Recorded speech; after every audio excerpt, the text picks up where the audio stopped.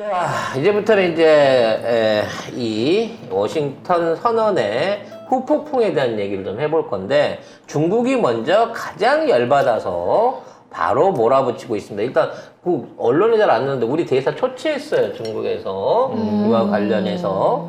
근데 제대로 이제 본격적으로 뭔가 제안을 할 것 같아요. 그래서 우리 상품에 대한 그 검역을 강화하는 이 화물 검사 강화부터 중국이 시작을 했습니다. 먼저 들어보고 이게 얼마나 위험한 것인지를 말씀을 드릴게요. 중국이 자국 내 반입되는 한국산 화물에 대한 검사를 강화하기로 했습니다. 중국 해관총서는 지난 25일 내부 통신망을 통해서 각 지역 하위 세관에 한국발, 한국산 화물에 대한 검사를 강화할 것을 지시했는데요. 중국 소식통에 따르면 이번 조치는 힘에 의한 현상 변경에 절대 반대한다는 교의 발언에 대한 대응 차원에서 나온 것으로 알려졌습니다. 이게요, 우리 수출에 굉장히 충격적인 영향을 미칠 수 있는 중국의 제재입니다. 이게 이제 해관이라고 하는 건 중국의 세관을 말하는 건데, 이 세관에 통과가 안 되면 이게 보세 지역으로 못 들어가거든요. 못 들어가면 우리 그 보낸 상품들의 FOB인 경우에 상품들에 대한 결제가 안 떨어져요. 근데 문제는 우리가 지금 중국에 보내고 있는 상품들 중에 상당 상품들이 유통기한이라든지 보관기한에 문제가 있는 상품들이라는 거예요. 가장 대표적인 건 식품이지만 더 위험한 건 화장품입니다. 근데 화장품도 이게 원래 그 상온 보관 원칙이 있는 거기 때문에 그렇죠. 중국이 식품에 대한 검역을 3일 이상, 화장품에 대한 검역을 일주일 이상 하면 중국 내부, 중국에 있는 업자들이 이걸 인수를 안 해가요. 그럼 화물이 공중에 뜹니다. 뜨는 게 아니라 그냥 폐기되는 거죠. 그렇죠. 돌려받지도 못한 상황에서. 이거 앞으로 이 부분에 대한 거 빨리 해소 안 하면요. 우리 지금 그 중국하고 우리 사이에 일종의 농수산물에 대한 그 무역 전쟁이 일어날 수 있어요. 근데 지금 우리나라 그 채마루라고 그러죠. 이 채소나 각종 그 1차적인 식품들, 야채류들 같은 경우에 중국 의존도가 굉장히 높거든요. 이거에 대해서 정부가 빨리 어떠한 방식으로 중국 해관하고 길을 못 터내면, 아니면 기업이 개별적으로 통관하는 방법을 못 찾아내게 되면 대기업들은 어떻게든 관시로 뚫고 들어가는데 중소기업이나 또는 중소기업이나 중국하고 거래가 그동안 깊지 않았던 업체들의 물류 상품들은 거의 다 지금 중국 안으로 못 들어가게 되는 또는 폐기되는 위험을 받을 수 있습니다. 중국 애들이 그래서 무서운 거예요. 해관이.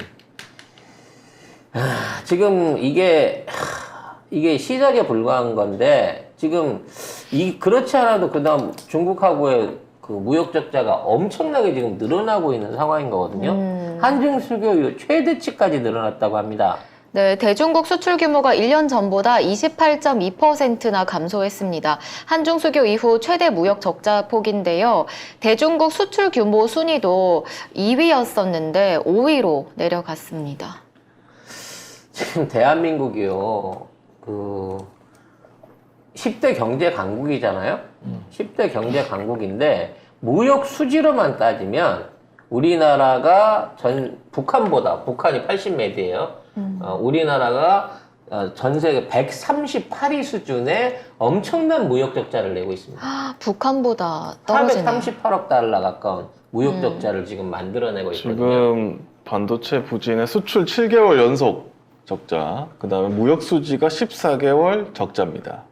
이 기간 동안에 누적된 무역 수지를 따져봤을 때 우리가 무역 수지만으로는 세계 138인 거예요. 북한도 마이너스 6억 달러야. 거기 워낙 규모가 없으니까. 그 정도 손실밖에 안 나는데 우리는 통계보다 훨씬 더 많죠. 438억으로 돼 있지만 그보다도 더 많은 무역 수지들이 현재 계속 쌓이고 있는 상황인 겁니다. 근데 이 무역 수지 중에 제일 큰 게 중국이라는 거예요. 그리고 이게 줄어들기는커녕 계속 확대되고 있다는 거죠. 어쨌든 뭐 4월 무역 수지도 26억 달러 적자가 났고 14개월 연속 무역 적자는 윤석열이 당선된 지 14개월 됐기 때문이고요. 역시 윤석열이 계속 있으면 이 연속 무역 적자는 아마 신기록 세울 겁니다. 윤석열 있을 때까지 계속 세울 겁니다. 그래서 뭐 일각에 있는 사람들 그런 얘기를 합니다. 우리가 4천억 달러 있댔냐. 외환 보유고. 이렇게 가면 100년 동안은 매달 40억 달러 정도 적자 나는 거 그냥 쓸 수 있는 거 아니야? 이런 한가한 소리를 하는 미친놈이 있더라고요. 그러면 대통령이 아무것도 안 해도 되겠네. 그렇지. 왜냐면 뭐 우리 통장에 4천억 뭐다 달러 했는데 있으니까 뭐. 네. 40억 달러씩 손해봐도 100년 동안 손해봐도 괜찮다는 거예요. 무역 안 해도 되겠네. 이게 무역 적자라는 게 네. 적자가 40억 달러라는 얘기지 매달 사고 팔고 들어오고 나가고 하는 무역의 규모는 250에서 300억 달러 사이예요. 그러니까 그만큼의 물품이 왔다 갔다 한다는 얘기고 그만큼의 외환 결제가 이루어지고 있다는 겁니다. 그럼 400억 달러 넘는 외환이 들어왔다 나와갔다 하는 과정 중에 그 10%가 또막또막 줄어들고 있는 거예요. 응? 그러면 가면 갈수록 지금 달러 가격은 올라가고 있고, 그렇게 돼서 수입 물가는 올라가지만 수출 기업만 좋은 상황으로 이어가고 있는데, 전 세계에서 달러가 오르고 있는 그 가파른 지평선으로 올라가고 있는 가장 큰 국가가 우리나라예요. 왜? 우리가 무역 적자가 제일 많으니까. 그러니까 달러 자체는 고정돼 있어, 국제 시세는. 우리나라 환율이 떨어지는 거예요. 계속. 우리나라 돈의 신용도가 점점 더 떨어지고 있다고요. 이러면 외국에 있는 기업들이 우리 투자 걷어가고요. 우리나라 채권 안 사고요. 그리고 앞으로 우리도 안에서 점점 더 환율이 떨어지면서 국채에 대한, 우리나라가 발행하는 국채에 대한 이율이 점점 더 높아질 거란 말이에요. 전체적으로 나라 망하는 코스로 가고 있는 거야. 수출로만 해갖고 지난 40년 동안을 버텨온 나라야, 우리나라가. 전체 GDP의 75%가 수출입에서 나온다고. 근데 이걸 까먹고 있는 걸 아무렇지도 않다 그래? 앞으로 100년 동안 까딱없을 거란 얘기가 어떻게 나오냐고. 그리고 이거 힘들다고 그러잖아요? 그러면 이직들은 그 문재인 정부에서 잘못해서 그렇지? 이지를 합니다. 문재인 정부 지난 게 14개월이라고, 14개월. 14개월 전에는 최대 무역 흑자국이었어, 우리가. 그러니까 경 당선되자마자 적자가 되자마자 되고 뒤집혔어. 14개월 연속이라니까요. 이게 웃을 일이 아니야, 진짜로. 그리고 이 기사도 있었어요. 대만한테 18년 만에 1인당 GDP 추월됐습니다. 이걸 보면 경 당선되고 이렇게 되는 거예요. 우리 수입이 갑자기 뚝 꺾인 거야. 뚝 꺾여갖고 적고를 당하고 있는 거야, 우리가. 물론 환율 문제도 있습니다. 우리가 좀 환율이 높으면 지금 있는 상황에서 좀 GDP가 올라갈 수도 있을 건데 워낙 환율도 개판인 상황이긴 한데 그렇다고 하더라도 자존심 상할 일인 거죠. 이거는. 아니 이렇게 이거를 보면서도 문재인 정부가 못했다고 할 수가 있어? 근데 댓글이 다 그래요 지금. 아니 그거는 걔들이 풀었겠지만. 푸른 애들이지. 제정신 박힌 애들은 그런 좀 못하지. 근데 제정신 박힌 애들이 이걸 보고 그렇지 이직들은 이거를 보고 자위한다니까. 그래 문재인 정부 탓이네. 그러니까 그게 통하니까는 그런 댓글을 말도 안 되는 댓글을 계속 쓰는 거예요. 그러면서 뭐 문재인 대통령이 이재용 감옥에 쳐놓고 어쩌고저쩌고 하는데 감옥에 쳐놓은 거는 윤석열이지 문재인 대통령이 아니에요. 이거는 이제 내일 그 거세경제 시간에서 하려고 그 준비하는 겁니다만 이제 중국이 한국에 어떤 방식으로 무역 보복을 할 거냐 산업적인 보복을 딱 세 가지예요. 반도체, 전기차, 그리고 자동차입니다. 반도체 같은 경우에는 아마 중국에 있는 반도체 공장을 가동 정지를 시키거나 뭐 어떠한 압박을 가해가지고 인수해 버리려고 할 가능성이 나는 높다고 봅니다. 즉 지금 있는 상황에서 미국의 간섭을 받아가지고 제대로 된 이게 중국에 있는데 생산을 안 해주고 생산해놓은 물건이 2년 반치가 3년 가까운 물량이 창고에 있는데 중국은 안 줘요. 미국 눈치를 보면서. 그러면 중국 입장에서 얼마나 괘씸합니까? 우리나라 들어와서 중국 들어와서 중국 노동자를 써가지고 그 저렴한 인건비로 생산해놓은 그 메모리 반도체들을 미국은 주고 중국은 안 주면서 창고에 쌓아놓고 있어. 달라고 하는데. 그럼 중국이 어떤 조치를 취하겠어요? 그냥 영업정지 때리는 거야. 사람들 코로나라고 그래갖고 빼내버리는 거야. 그리고 공장 망치는 거예요. 그럼 반도체 공장 어떡합니까? 그냥 세워야지. 그럼 그때 가서 인수한다고 될 거라고. 중국 애들은 능히 그러고도 남을 애들이에요. 난 이런 방식의 반도체에 대한 시설 탈취가 일어나지 않을까, 이거 첫 번째로 걱정을 하고요. 두 번째는 지금 중국하고 한참 진행이 되고 있는 배터리 사업에 있어서의 일종의 뭐랄까, 협업 중단이 일어날 것 같아요. 그건 가장 대표적인 게 히토류에 대한 대한민국 수출 금지입니다. 즉 현재 LC도 그렇고 반도체도 그렇고 특히나 이제 그 전기차 부분에서 모터라든지 또 각종 그 전동 기구들을 만드는 데 있어서 들어가는 게 그 히토류의 그 자석을, 초강력 자석을 만드는 그 이제 히토류 성분이거든요. 디오니움이라고 하는데 이거 우리 팔찌에도 들어간 그 성분이거든요. 네. 근데 그런 류의 이제 히토류들을 수출을 금지해 버린다는 거죠. 물론 다른 데서 구할 수는 있어요. 근데 중국산이 워낙 쌉니다.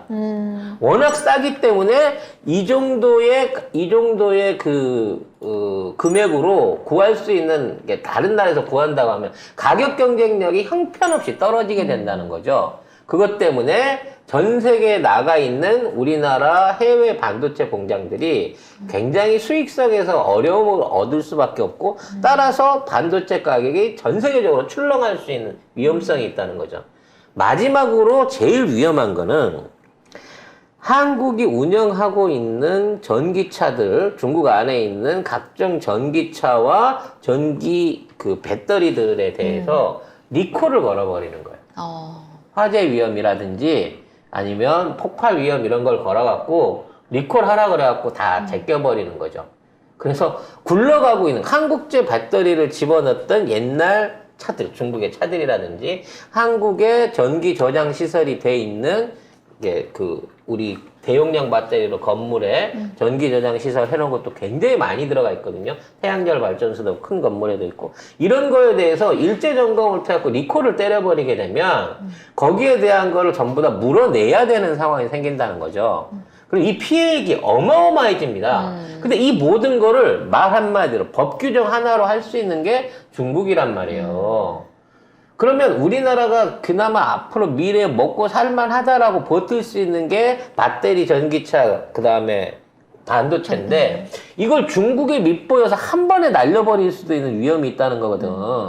근데 이 나라는, 이 정부는 그런 부분에 대해서 신경을 안 써요. 중국 애들을 우습게 알아. 탈중국 한다고 했잖아. 그 탈중국을 기업들은 할 수가 없는데 왜 정부가 할 수 있다고 큰 소리를 치는지 모르겠고, 만일 이러한 사태가 일어난다 그러면 아마 대기업들은 윤석열 정부 가만 놔두지 않을 거예요.